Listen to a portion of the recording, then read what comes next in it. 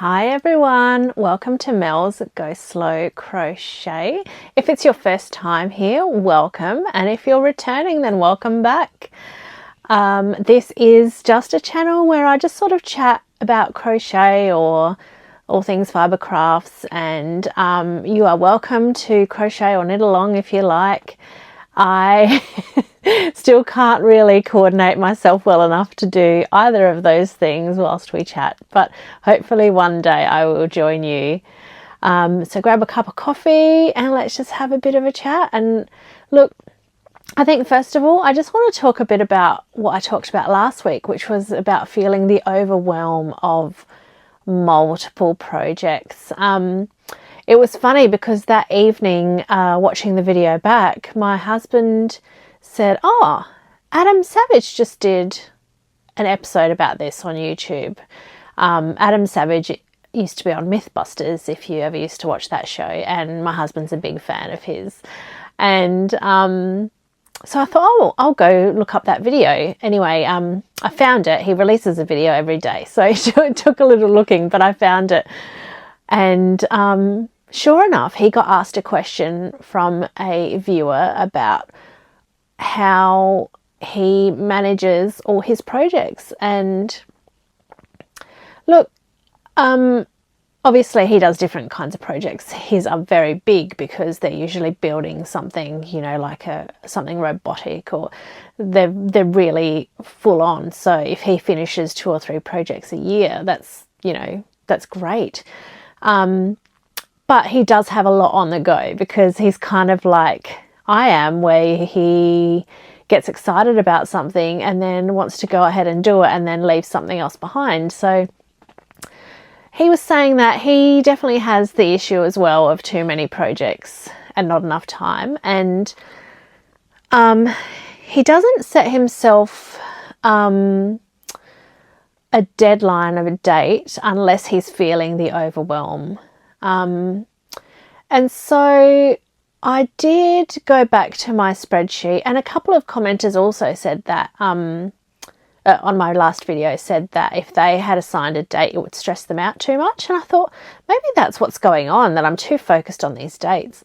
I still like having a bit of a list so that I sort of clear it out of my head of what I want to work on. And I do like putting them in at least an order of a priority, so even without a date. So I added in the extra projects that I got last week, or that I started in the last couple of weeks, and added them into my spreadsheet. I didn't really shuffle around dates, but I did shuffle around priorities. So I did reorder everything. So it ended up with 24 things in there. And then I just sort of prioritized them without focusing on a deadline date, unless it's something specific. Like I know that I want to get my daughter's teacher's shawl done before school finishes, obviously. So unless it was something for a specific purpose, I didn't assign sort of dates, or I just left in what was already there. I didn't shuffle it around. I just shuffled around the priority order. So that seems to be working, and lo and behold, it does mean that I focus on one thing at a time. So that's been, who knew that the obvious thing would be what would work. Now it has only been a week, so I don't know, but I did manage to get a finished object done because I focused on it. So you may recall my daughter wanted me to knit her some fingerless mittens, and she wanted them like right away. So I put them as my first priority and got them finished. And I wanted to show you today in person, but she's wearing them to school today. So I'll have to insert a photo somewhere around here, or a couple of photos of the finished object. So yeah, that was good. I finished those on Monday. That was great. It took, you know, only a few days of really focusing on it, not even a week. So that was really good. And I mean, she's got tiny hands because she's only 6. So it didn't take very much. Oh, and in doing that, I did also learn some new things, because I've been saying all this time, I don't know how to fix my mistakes yet. in knitting, and that has been true. As soon as I spot a mistake, I would frog the whole project, rip everything out and start again. Anyway, I'd already frogged her gloves a couple of times because I was just you know, freehanding the size, and so there's a couple of times I had to make some adjustments for size, so that was fine.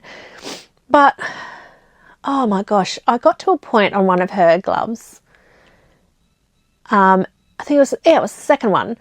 So the first one was done. I got to a point on the second one and I didn't want to frog anymore, and I had added an extra stitch, and I thought, oh, look, I've really got to look up how to fix these things beyond just taking them off the needle, ripping back one row and trying to put them back on the needle, because that's where I got into a huge mess a few weeks ago. So I looked up tinking, which is knitting backwards, and found this great like 5-minute video, and I tinked back and I was like, oh my gosh, that's where the mistake was. Now I can fix it. Now in doing that, unfortunately, I then dropped a stitch, and then I ended up with this hole, and I was like, well, there's got to be a way to fix those holes. So I looked up a different video and found a way to fix the holes, and it was so easy.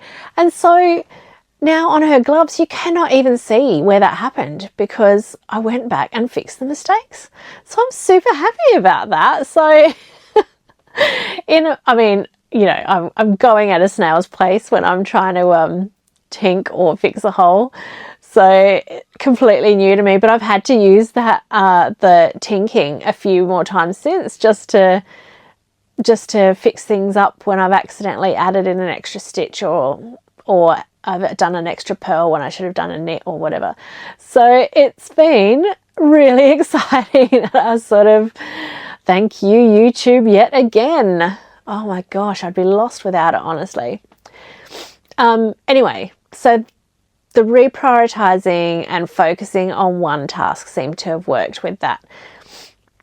Oh, I also wanted to say a couple of extra things that Adam Savage said in his video, which I have heard my husband say before, and I didn't know that's where he got it from.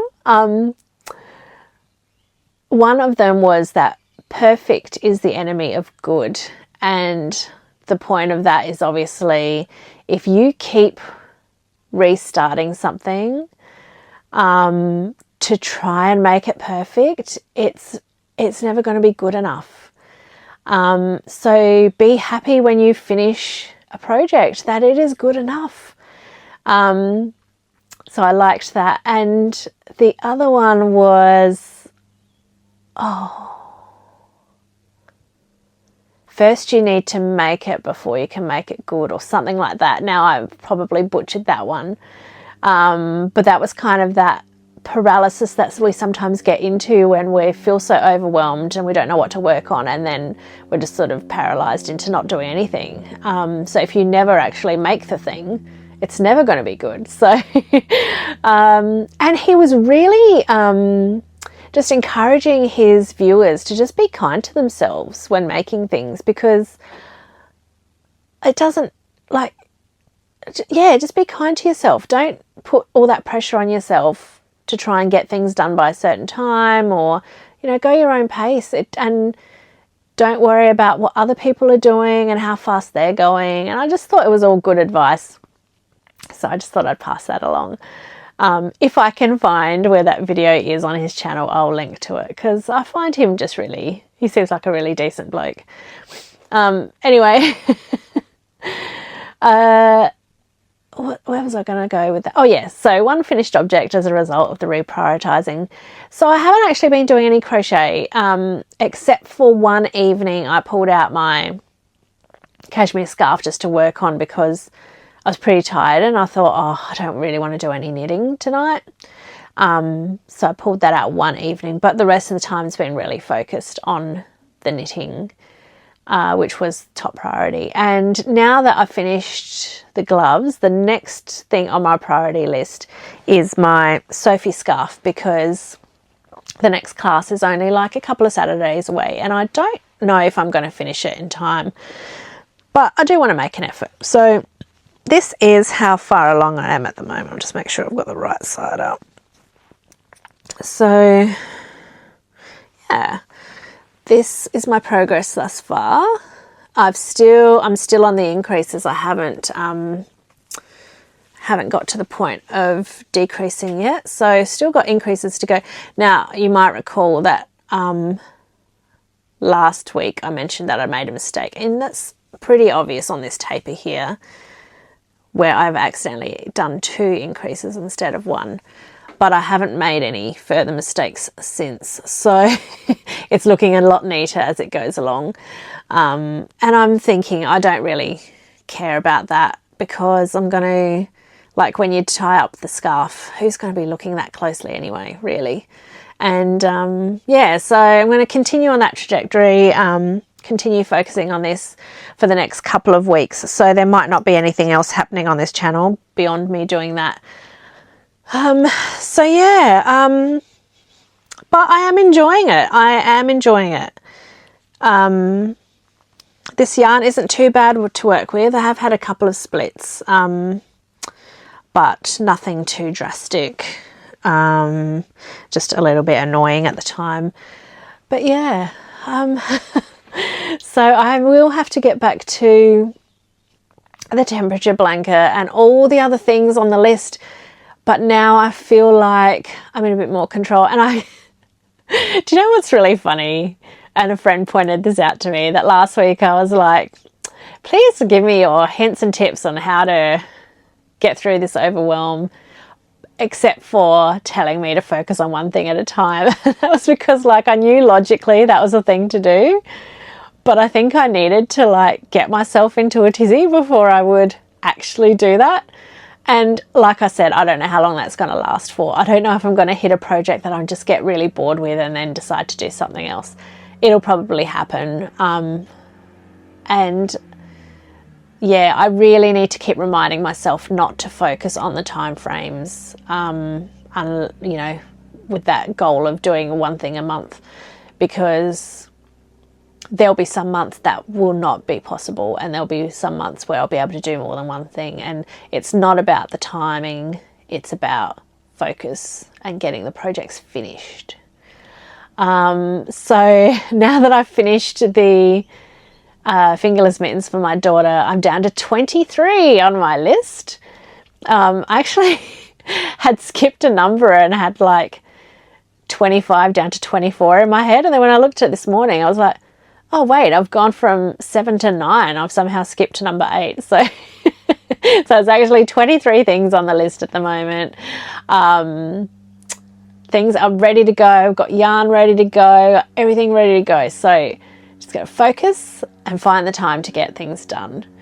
And so yeah, that is my goal for the next week. What are you working on at the moment? I'd love to hear. Are you working on a big project, just little things? There's been some great Christmas in July videos I've been watching, which I've been enjoying. I haven't partaken in any of that stuff. I haven't even tried to do anything for Christmas in the past, and don't have anything on my priority list at the moment. But I've enjoyed watching what people have been making, and other people have been making gorgeous blankets, and yeah, I find it all really inspiring. I'm going to keep watching on YouTube. So please share what you've been up to. I'd love to know. And thank you for watching. Again, I've seemed to be having a run of pretty short videos without any B-roll or anything. I'm hoping that'll change soon, but I've just this week I've just been really hyper focused, and it was a pretty busy week too. So yeah, we'll see what next week will bring. But I hope you all have a good week and stay safe, everyone, and I'll see you next time. Bye.